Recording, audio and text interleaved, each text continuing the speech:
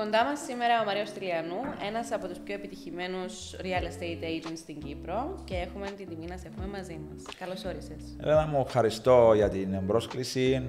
Καταρχάς να σε ευχαριστήσω για την τιμή που μου κάνεις να είμαι ο πρώτος σου καλεσμένος. Σου εύχομαι καλή επιτυχία και είμαι σίγουρος ότι η επιτυχία θα είναι σίγουρη. Είσαι και ο πρώτος μας καλεσμένος γιατί έχουμε και μια αγάπη με το real estate και θέλουμε να μάθουμε από τον καλύτερο. Θέλουμε να μάθουμε πώς ξεκίνησες, γιατί ξέρω ότι ξεκίνησες από το μηδέν. Από το μηδέν, ναι. Ξεκίνησα το 2016 περίπου, χωρίς γνώσεις, χωρίς τίποτε. Αλλά εντάξει, έβαλα πείσμα και πάθος για τη δουλειά αυτή, γιατί θέλω να πετύχω, να γίνω από τους πιο πετυχημένους. Και μετά από 10 χρόνια πορείας, κάθε μέρα ακόμα μαθαίνουμε και θα μαθαίνουμε, γιατί ο τομέας αυτός συνεχώς πρέπει να τον παρακολουθάς, γιατί συνέχεια έχει νέα πράγματα, τα οποία πρέπει συνεχώς να μην εφησυχάζεσαι. Βλέπω συνέχεια ότι μαθαίνεις νέα πράγματα, κάνεις νέες κινήσεις. Ποια πιστεύεις ότι ήταν η καλύτερη κίνηση που έχεις κάνει στο real estate μέχρι στιγμής? Εννοάς για πώληση? Ναι, και για πώληση. Για πώληση έγινε. Εντάξει, έχω κάνει αρκετές πωλήσεις. Η πιο σημαντική όμως ήταν φέτος το 2024 Σεπτέμβρη, η οποία ήταν μια πώληση γύρω στα 5 εκατομμύρια. Το θυμάμαι, είχε κάνει σάλονες συγκεκριμένη πώληση. Ακριβώς, είχε μεγάλη απήχηση, γιατί το συγκεκριμένο deal είχε βγει και πρώτο στην Κύπρο, γιατί τον μήνα Σεπτέμβριο ήταν η πιο μεγάλη πώληση που έγινε στην Κύπρο και στη Λεμεσό και είχα την τύχη να την κάνω εγώ. Θα έλεγες ότι η συγκεκριμένη στιγμή ήταν και ένα από τα πικ της καριέρας σου? Όχι, δεν μπορώ να πω, αλλά εντάξει, για μένα να το πω διαφορετικά, το κάθε deal είναι διαφορετικό. Για μένα είτε είναι μικρό deal είτε είναι μεγάλο, για μένα είναι το ίδιο πράγμα, είναι ρουτίνα. Όμως ναι, ήταν μια σημαντική πώληση, γιατί ήταν μεγάλη πώληση και ήταν ευχαριστημένοι και οι πολιτές και οι αγοραστές. Που είναι βασικό. Είναι το πιο σημαντικό για μένα. Τι θεωρείς επιτυχία? Επιτυχία θεωρώ όχι κάποιον deal. Επιτυχία για μένα είναι να είσαι το πρώτο άτομο που θα σκεφτεί ένας άνθρωπος που θέλει να αγοράσει ή να πωλήσει και να σκεφτεί το δικό σου άτομο, το δικό σου όνομα. Βασικά να συζητηθεί το όνομα σου τη ώρα που δεν είσαι εκεί ή να σε συστήσει κάποιος άνθρωπος. Για μένα αυτό είναι η μεγαλύτερη επιτυχία που μπορεί να έχει κάποιος agent. Το personal branding σου σαν Μάριος Τηλιανού είναι εξαιρετικό. Πρέπει να συνεχίσεις ό,τι κάνεις, γιατί τα νούμερα είναι αυτά που μιλούν στο τέλος της ημέρας. Σε ευχαριστώ και χαίρομαι που το ακούω από σένα, που είσαι σε αυτόν τον τομέα. Προσπαθώ να κάνω ό,τι καλύτερο γίνεται, αλλά πάντα υπάρχει σίγουρα βελτίωση. Σίγουρα. Θα ήθελα να σε ρωτήσω, ακολουθείς κάποια στρατηγική για τον ανταγωνισμό? Ναι, πάντα υπάρχει στρατηγική για να πετύχεις και να είσαι πάντα σε ψηλά επίπεδα στον τομέα αυτό. Κάνω πάρα πολύ marketing προσωπικά σαν Μάριος. Έχω ένα δικό μου τρόπο που διαφημίζω τα ακίνητα. Βασικά δουλεύω με αποκλειστικότητα. Το 90% των ακινήτων που αναλαμβάνω τα προωθώ με αποκλειστική εντολή πώλησης από τον πολιτή. Και είναι αυτός ο τρόπος που με κάνει να ξεχωρίζω γενικά στον τομέα αυτόν, ότι αναλαμβάνω ένα ακίνητο από την αρχή μέχρι το τέλος για να το πουλήσω. Πώς βλέπεις, ας πούμε, το market, το real estate market, τέλος πάντων, να εξελίσσεται στα επόμενα χρόνια? Εγώ βλέπω το market αυτό ακόμα οι τιμές να ανεβαίνουν ακόμα πιο ψηλά. Δεν πάνε ποτέ κάτω. Ακριβώς, διότι λόγω ότι είμαστε ελκυστικός προορισμός γενικά και ειδικά η Λεμεσός, συνεχώς θα έρχονται επενδυτές να επενδύουν στην Κύπρο και στη Λεμεσό. Εντάξει, δεν θα πω λίγο, είναι αρκετά δύσκολο για μας τους ντόπιους, ας πούμε, γιατί σε κάποια φάση δεν θα μπορούν όχι μόνο να αγοράζουν, αλλά και να νοικιάζουν. Και αυτό είναι ένα πράγμα το οποίο θα ήθελα να δείξω. Πρέπει να βρει κάποιες λύσεις η κυβέρνηση μας γι' αυτό. Να προνοήσει δηλαδή για τους νέους. Ακριβώς, και υπάρχουν λύσεις. Δηλαδή, αν κάποιοι έρθουν και βρουν κάποιους οι οποίοι είναι στον τομέα, θα τους βρουν λύσεις. Και ήθελα να το αναφέρω αυτό. Επίσης, συμβουλεύω ανθρώπους οι οποίοι θέλουν κάνουν σκέψεις να αγοράσουν, να το κάνουν τους επόμενους 5-6 μήνες, διότι οι τιμές θα αυξηθούν τουλάχιστον ακόμα 25-30% προς τα πάνω. 25 με 30% είναι ένας πολύ σημαντικός αριθμός. Ακριβώς. Όταν πρέπει να αγοράσουμε ακίνητα όσο πιο γρήγορα γίνεται. Ακριβώς. Τι συμβουλή θα έδινες σε κάποιον ο οποίος θα ήθελε να ασχοληθεί τώρα με τα real estate? Να ασχοληθεί ή να μην ασχοληθεί? Να ασχοληθεί, γιατί για μένα προσωπικά η δουλειά αυτή είναι η καλύτερη δουλειά και επάγγελμα στον κόσμο. Οκ. Σημαντικό να το γουστάρεις. Ακριβώς, διότι αυτή η δουλειά καταρχάς για να την κάνεις πρέπει να το αγαπάς, να έχεις πάθος. Πάντα. Για να μπεις στον τομέα αυτό δεν είναι εύκολο, γιατί γενικά όλος ο κόσμος και όλα τα επαγγέλματα νιώθουν ότι είναι χτιματομεσίτες και ότι μπορούν να προωθήσουν ακίνητα. Θα συμβούλευα ανθρώπους που θέλουν να δοκιμάσουν, αλλά πριν να το κάνουν, να το ψάξουν, να δουν άλλους agent, να δουν κάποιες εταιρείες οι οποίες είναι κοντά στα θέλω τους, για να πάνε κοντά τους να ξεκινήσουν δειλά-δειλά, και συμβουλεύω να το κάνουν άμεσα, διότι είναι μια δουλειά η οποία προσαρμόζει το ωράριο σου με τα δικά σου θέλω, και εντάξει, άμα είσαι ένας πετυχημένος agent, έχει ένα καλό εισόδημα που μπορεί να ζεις στην οικογένειά σου. Φαντάζομαι ότι με τη συγκεκριμένη δουλειά, η οποία έχει πάρα πολλές απαιτήσεις, είναι και έναν ωράριο πολύ συγκεκριμένο. Όπως είπες εσύ, όμως θέτεις εσύ το ωράριο σου. Ακριβώς. Θέλεις να μου μιλήσεις λίγο για το πώς ξεκινάς τη μέρα σου? Εγώ προσωπικά ξεκινώ τη μέρα μου, ξυπνώ γύρω στις 5 το πρωί, προετοιμάζω τον εαυτό μου, πηγαίνω κάτω στον παραλιακό. Και το χειμώνα, να το πούμε αυτό. Ναι, είμαι και χειμερινός κολυμπητής. Εντάξει, αυτά είναι δικά μου χόμπι που κάνω, αλλά βοηθούν γενικά στον τομέα μου και γενικά σε διάφορους επαγγελματίες και πετυχημένους, διότι ξεκινάς τη μέρα σου θετικά, αντιλαμβάνεσαι από τις 5 μέχρι τις 7 που τελειώνω, λέω περίπου στις 200 καλημέρες, παίρνω 100 χαμόγελα, άρα ξεκινάς τη μέρα σου θετικά.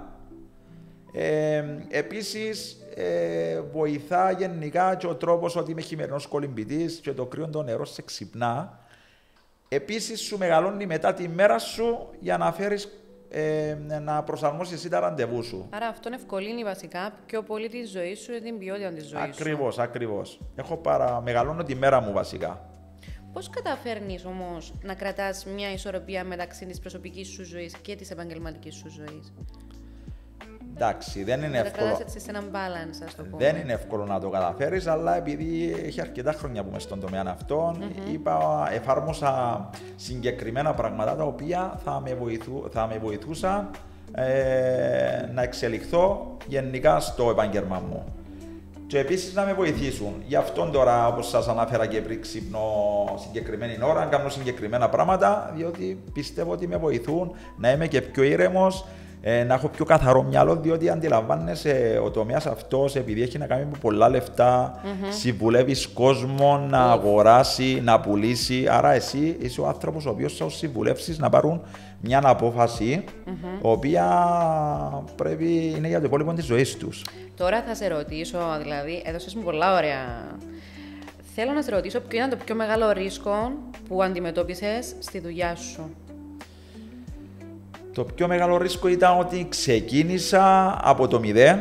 Αυτή η δουλειά δεν ξεκίνησα χωρίς μισό. Αντιλαμβάνεσαι το να δουλεύεις σε μια δουλειά η οποία καλά δεν την ξέρεις και να δουλεύεις με προμήθεια ήταν ένα μεγάλο ρίσκο που πρέπει να πάρω. Ναι. Όμως το πήρα και αν δεν ρισκάρεις τη ζωή σου δεν πετυχαίνεις. Βγήκες σε καλό. Ακριβώς. Άρα το ότι ρίσκαρες μόνο και μόνο να ασχοληθείς με το real estate έχοντας γνώσεις μηδέν, ήταν κάτι το οποίο στην τελική ευχή σου σε πάρα πολλά καλή δόξα τω Θεώ. Επιτυχία, λόγω του ότι you are one of the best. Ακριβώς. Έχεις χάσει ποτέ λεφτά σε συμφωνία? Λεφτά σε συμφωνία χάνεις με την προϋπόθεση ότι προσπαθάς να υλοποιήσεις έναν deal. Έχει περιπτώσεις, ας πούμε, που πρέπει να υλοποιήσεις έναν deal και πρέπει και εσύ για να βοηθήσεις τον πολίτη και τον αγοραστή, διότι δέχεσαι πιέσεις και από τους δύο και πάντα βλέπουν την αμοιβή τη δική σου. Ναι. Έτυχε, αρκετές φορές μπορώ να πω. Θέλω να μου πεις, με βάση την εμπειρία σου και όλα αυτά που έζησες, ποια ήταν η πιο τρελή ή παράξενη απέτηση που είχε πελάτης? Η πιο τρελή είναι... Βασικά δεν ήταν τρελή, αλλά εντάξει, να το πω. Ήταν μια περίπτωση η οποία είχε προσεγγίσει ένας άνθρωπος από την Ελλάδα, ο οποίος έμεινε μόνιμα Ολλανδία. Και ήδη υπήρχε προϋπηρεσία, δηλαδή με ο συνεργάτη μου του είχε πουλήσει ένα ακίνητο και αυτός δεν μπορούσε να έρθει Κύπρο. Είδε ένα διαμέρισμα στούντιο, το οποίο ήταν εκτός Λεμεσού, στην περιοχή Λάρνακας, και ζήτησε από εμάς, από τον συνεργάτη μου και εμένα, να πάμε να το δούμε και ήθελε να το αγοράσει χωρίς να το δει. Okay. Ήταν κάτι πρωτόγνωρο για μένα, διότι αντιλαμβάνεσαι τι μεγάλη ευθύνη ήταν για μένα να δω έναν ακίνητο. Χωρίς να είναι ο άλλος εκεί. Ακριβώς, και να πάρω εγώ την απόφαση για τον αγοραστή, ο οποίος είναι αυτός που θα δώσει τα λεφτά. Πήγαμε, του είπα του συνεργάτη μου, γιατί είμαι ένας άνθρωπος που μου αρέσει να βοηθώ. Εντάξει, που την εμπειρία μου λέω του και εγώ, αν υπάρχουν τα κατάλληλα, αν είναι και τα χαρτιά, αν είναι και το διαμέρισμα, αν είναι σωστή τιμή, εννοείται θα του πει να το αγοράσει. Εντάξει, αυτός με έβλεπε έτσι λίγο περίεργα, αλλά εντάξει, είναι συνεργάτης μου χρόνια, μου έχει εμπιστοσύνη. Πήγαμε, το είδαμε, κάναμε τη διαδικασία, του βάλαμε δικολάβο, υπόγραψε πληρεξούσια, έστειλε τα λεφτά αυτός από την Ολλανδία, ακριβώς στον τραπεζικό λογαριασμό του δικολάβου, και κάναμε τον deal και μετά τον νοικιάσαμε. Καλά, είναι πάρα πολύ σημαντικό να σε εμπιστεύεται κάποιος και σημαντικό επίσης το ότι σε είχε δει από κοντά, δεν είχατε καμιά επαφή. Ακριβώς, εμένα δεν με είχε δει, απλώς ήξερε τον συνεργάτη μου και εντάξει, ο συνεργάτης μου, yani συνεργάτης μου δουλεύει ακριβώς με τον ίδιο τρόπο που έχει την ίδια φιλοσοφία που έχω κι εγώ. Λογικό. Και κάναμε τον deal και αυτόν εμείς κερδίσαμε. Τι κερδίσαμε? Την εμπιστοσύνη του, και ο άνθρωπος αυτός έχει περίπου τώρα 3-4 χρόνια μας συστήνει. Που είναι το πιο βασικό στη δουλειά σου, η σύσταση. Εν τούτο που λέμε και εμείς, η καλύτερη διαφήμιση είναι το mouth to mouth. Ακριβώς. Γιατί έχεις την προσωπική εμπειρία μαζί με τον real estate agent σου, so μπορείς να τον προτείνεις σε άλλα άτομα. Ποια ήταν η στιγμή που είπες ότι τα κατάφερες? Η στιγμή που είπα ότι τα κατάφερα ήταν πολλές στιγμές, μπορώ να πω. Βασικά οι πελάτες που συνεργάζεσαι μαζί τους, που είναι ευχαριστημένοι, τα μήνυματα που παίρνεις από αυτούς, τα καλά σχόλια που στέλνουν στην εταιρεία για σένα, για το άτομό σου, και επίσης το επόμενο διάστημα τα τηλέφωνα που παίρνω. Δηλαδή κάποιος που συνεργάστηκε μαζί μου με συστήνει, εκεί ένιωσα την αναγνώριση. Ότι πλέον καθιερώθηκα στον τομέα των ακινήτων και έφτιαξα έναν καλό όνομα και πλέον έρχεται η δουλειά και με βρίσκει. Πολύ βασικό, είναι πάρα πολύ σημαντικό το να μην ψάχνεις εσύ για πελάτες και να έρχονται οι ίδιοι να σε βρίσκουν και να σε ρωτούν ό,τι θέλουν. Έχουν προσπαθήσει ποτέ να σε εξαπατήσουν σε συμφωνία? Αντιλαμβάνεσαι ότι το επάγγελμα αυτό, αν δεν είσαι προσεκτικός, μπορεί να συμβεί συχνά. Όταν λέμε εξαπάτηση, μπορεί να δείξεις έναν ακίνητο σε έναν αγοραστή και αυτός να προσπαθήσει να πάει χωρίς εσένα να το αγοράσει. Που είναι κάτι που συναντούμε συχνά στο real estate. Ακριβώς. Επίσης, ένας άλλος συνεργάτης μπορεί να του. Γιατί είμαι ένας άνθρωπος που κάνω πολλές συνεργασίες, φτάνει ο άλλος να είναι σωστός και επαγγελματίας, να επιδιώξει να πάει χωρίς εμένα, χωρίς να με ενημερώσει, να κάνει τον deal πίσω μου. Και τούτο είναι κάτι το οποίο απαγορεύεται. Απαγορεύεται και για μένα είναι τέλος. Δεν έχει να ξαναγίνει συνεργασία. Πώς το χειρίζεσαι? Εντάξει, είμαι ψύχρεμος, μπορώ να πω, αλλά είναι πράγματα από την εμπειρία μου που τα περιμένω. Δεν είναι κάτι το πρωτόγνωρο για μένα, γιατί η 10χρονη πορεία μου μέχρι τώρα στην καριέρα μου έχω δει τόσα πολλά που είναι κάτι το οποίο για μένα είναι συνηθισμένο. Αν είχες την ευκαιρία να αγοράσεις ή να επενδύσεις σε οποιοδήποτε ακίνητο, ποιο θα ήταν και γιατί? Πολύ σημαντική ερώτηση που μου κάνεις τώρα, Ελένα μου, και σε ευχαριστώ, διότι αυτό μπορεί να βοηθήσει και κόσμο, αν θέλει να αγοράσει κάτι τώρα, να ξεκαθαρίσει μες στο μυαλό. Είναι πολύ σημαντικό να ακούσεις κάποιον άνθρωπο ο οποίος είναι στον τομέα, Και είναι πολύ σημαντικό να τον αναγκάσεις να πάρεις μια σωστή απόφαση. Για μένα το πιο καλό ακίνητο αυτή τη στιγμή είναι για επένδυση. Βασικά η επένδυση είναι λίγο διαφορετικό, έχουν το λίγο διαφορετικό μες στο μυαλό σου. Ναι. Επένδυση είναι να αγοράσεις κάτι και να το μεταπουλήσεις σε κάποια χρόνια και να βγάλεις λεφτά. Επίσης, να αγοράσεις κάτι και να έχεις ένα σταθερό εισόδημα. Και στις δύο περιπτώσεις είναι επενδύσεις. Ακριβώς. Όμως είναι λίγο διαφορετικό. Το ένα, αν τοποθετάς τα λεφτά σου σε έναν ακίνητο το οποίο είναι ασφαλής τα λεφτά σου και έχεις έναν καλό return των λεφτών σου. Πολύ σημαντικό. Που είναι τότε που ζητά και ο αγοραστής. Ακριβώς. Για μένα το πιο hot ακίνητο είναι να αγοράσεις έναν ωραίο μονάρι διαμέρισμα ή 2 υπνοδωματίων. Διότι νοικιάζονται πολλά πιο εύκολα και όταν είναι σε καλές περιοχές μπορεί να πιάσεις και έναν πολύ καλό ενοικίο. Για επένδυση ξεκάθαρα διαμέρισμα, όχι σπίτι. Ακριβώς. Σπίτι δεν είναι. Συνήθως το πιάνεις για να κατοικήσεις μέσα. Σίγουρα.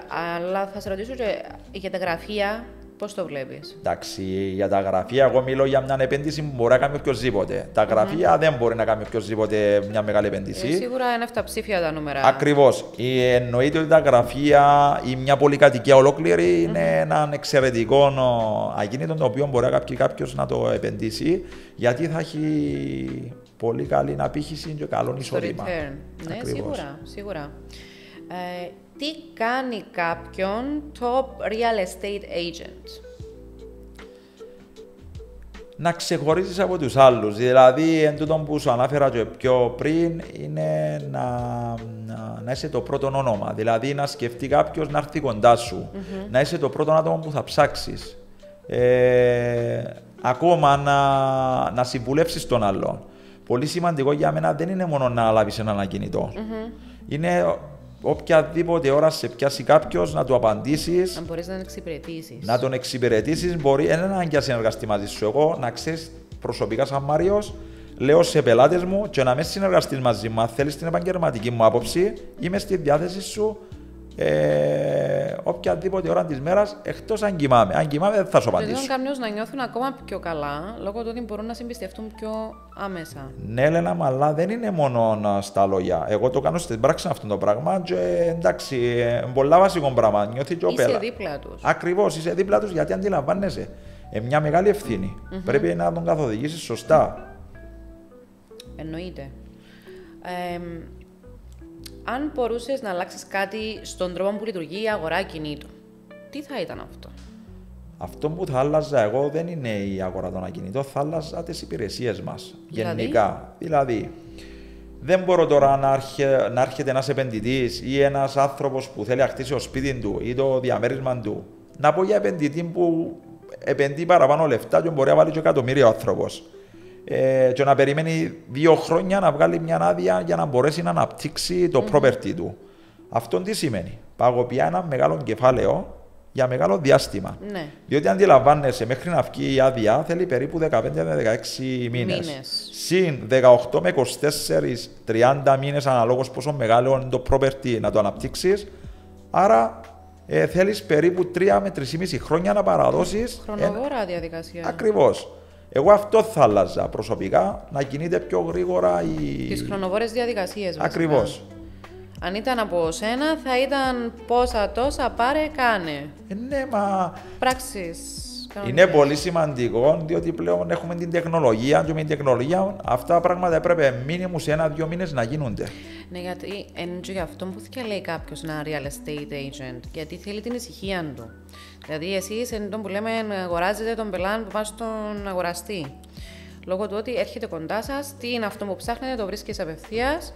Ενώ αν ήταν έτσι, θα έχτιζε ο ίδιος το οίκημα του απευθείας. Έλενα μου, είναι η σωστή αξιολόγηση που θα κάνεις. Βασικά, πώς ξεκινάς? Να καλέσεις τον επενδυτή, να έρθει να σε δει στο γραφείο, βάσει του budget του, της τοποθεσίας που θέλει, τι λεφτά θέλει να επενδύσει, πρέπει να του βρεις το κατάλληλο property που θέλει ο ίδιος.